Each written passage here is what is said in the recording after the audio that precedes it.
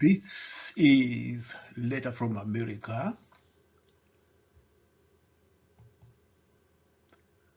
Today's topic is United Nations is told that the Zimbabwe Constitution is a deceptive cover for widespread human rights violations.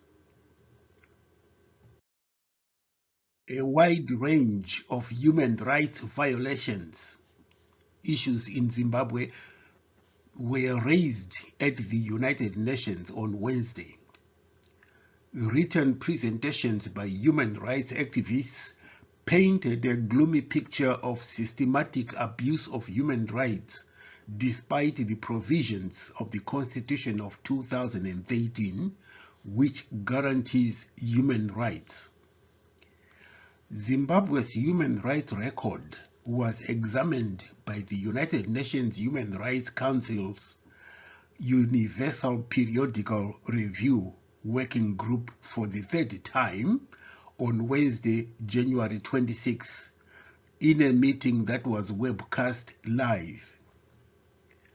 Delegates from European countries significantly differed from African countries on the issues of human rights violations in Zimbabwe.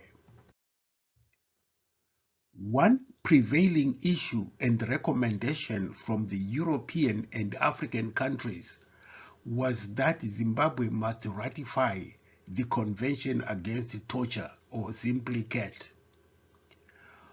On other matters of human rights violations, Western countries, notably the United States, United Kingdom, Norway, Australia, and Canada, took issues with Zimbabwe on human rights violations.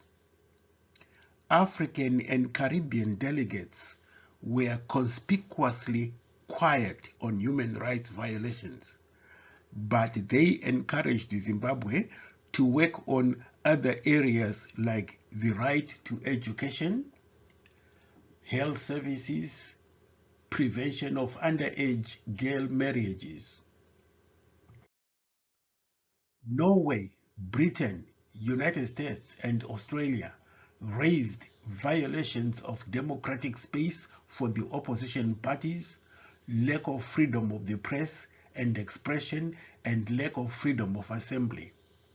They also raised the politicization and militarization of the proposed amendment to the private voluntary organizations and COVID-19 regulations. To respond to these issues, Zimbabwe was represented by Justice Minister Ziyambi and his Permanent Secretary Virginia Mabiza. Ziyambi made a lengthy statement defending Zimbabwe's record on human rights. He said restrictions on gatherings were aimed at mitigating the COVID-19 outbreak and not intended for political suppression of the right to assembly. He, of course, did not mention that this regulation was applied only to MDC Alliance meetings and that ZANU-PF meetings were held and are always held without any restrictions at all. In December, an MDC Alliance initiative to give Christmas presents to the elderly and the poor Zimbabweans was disrupted by heavily armed police. Another attempt earlier in the year to clean the streets was denied by the police, who said the MDC Alliance supporters must clean their houses instead of the streets. On the accusation that Zimbabwe has no freedom of press and the state media are biased, Virginia Mabiza said freedom of expression and the press in Zimbabwe encompasses both the state media and independent media as well as the social media. She also said since 2018, no journalist has been arrested for being a journalist. Mabuza very conveniently bypassed the fact that the state media are supported by taxpayers' money and must be obligated to be fair, balanced, and objective. According to the Media Institute of Southern Africa, there have been 52 cases of assaults, harassment and attacks on the media in 2020 as compared to only 27 in 2019. A number of journalists, including award-winning investigative reporter Hopewell Chingono, were arrested. Human rights groups and others, all collectively known as stakeholders, had also presented written briefings to the conference.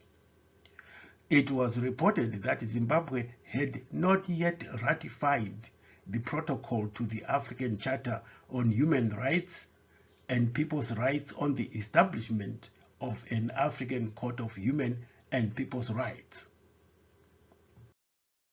Human rights activists complained that after meeting the visiting UN representatives on human rights in 2019, they were targeted by the ZANU-PF government. Another complaint was that after the November 2017 coup, which removed Mugabe from power, the government and its functions were militarized, a situation that persists to this day. There is a heavy military involvement in the way Zimbabwe is run today. The Constitution of Zimbabwe, which was passed in 2013, contains many provisions that guarantee human rights. But today, nearly 10 years after it was passed, many of these provisions have not been aligned to the laws of the country.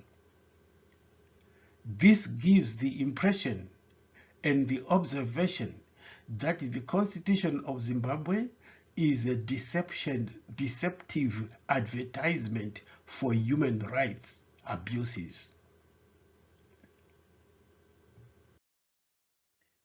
The Cybersecurity and Data Protection Bill permits privacy intrusion, including through the use of digital forensic tools for criminal investigations. However, human rights activists stated that this same bill, which provides for surveillance on citizens and the media, has the potential to infringe on media freedoms and freedoms of expression and association. The Patriotic Bill also restricts the enjoyment of media freedoms. Human rights activists also stated that no significant action was taken to halt torture and ill treatment of persons in the custody of the police or intelligence services.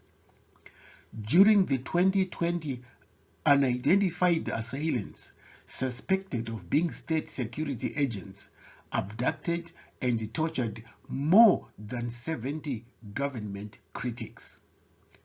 Abductions, torture, and forced disappearance by unidentified persons armed and wearing masks were and are still common in Zimbabwe.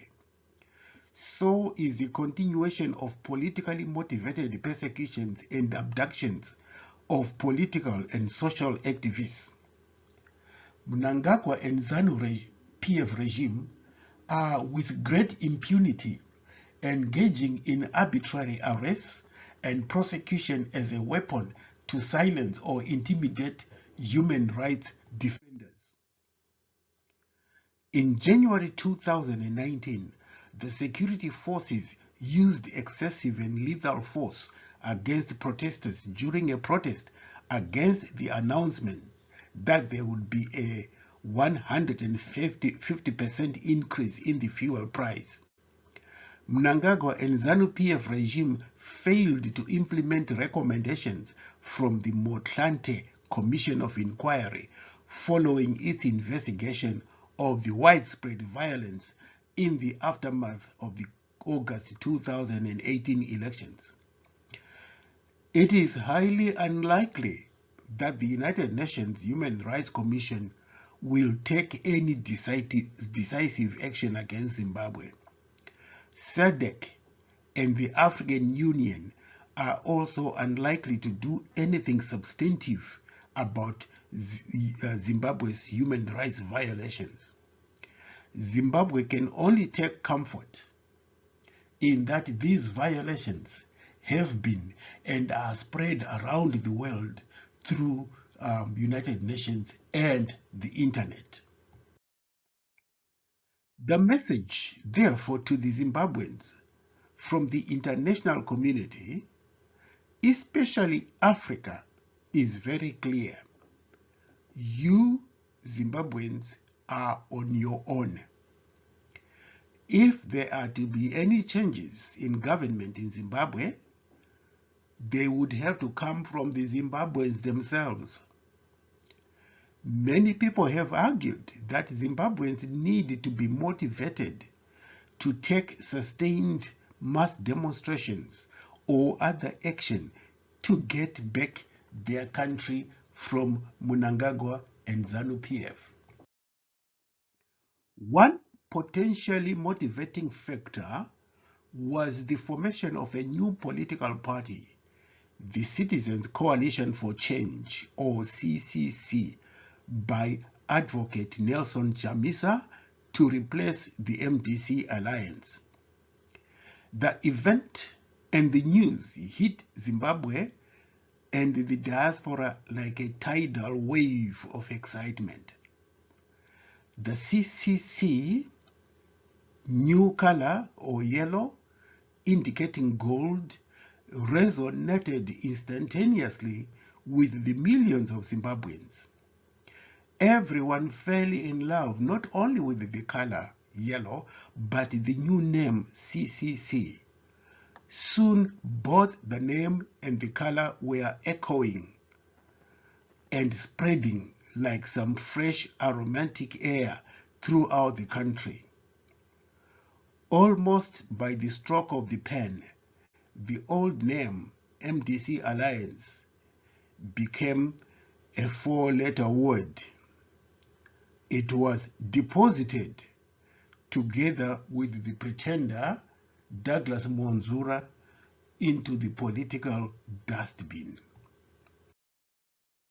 For many months, many people were pressing the MDC Alliance to rebrand by either coming up with a variation of MDC Alliance like MDC Chamisa or MDC Alliance Chamisa to distinguish it from the usurper Monzora.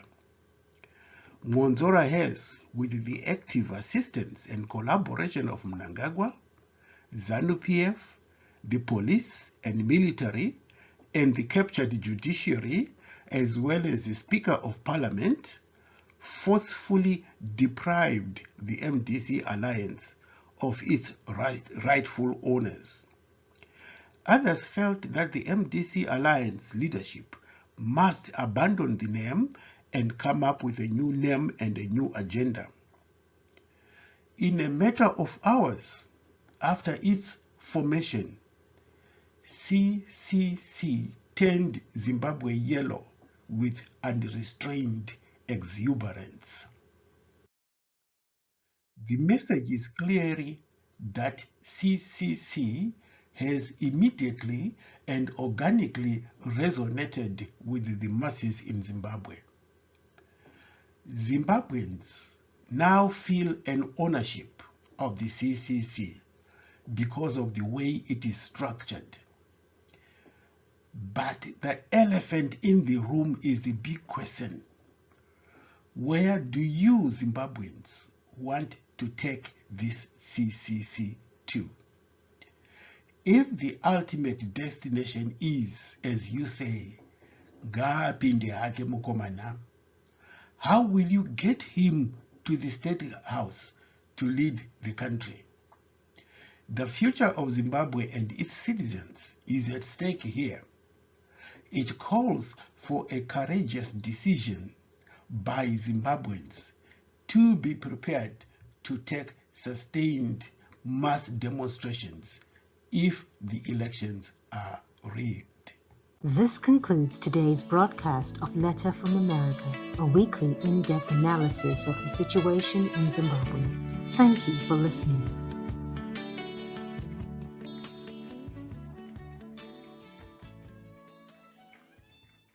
This concludes today's broadcast of Letter from America, a weekly in-depth analysis of the situation in Zimbabwe. Thank you for listening.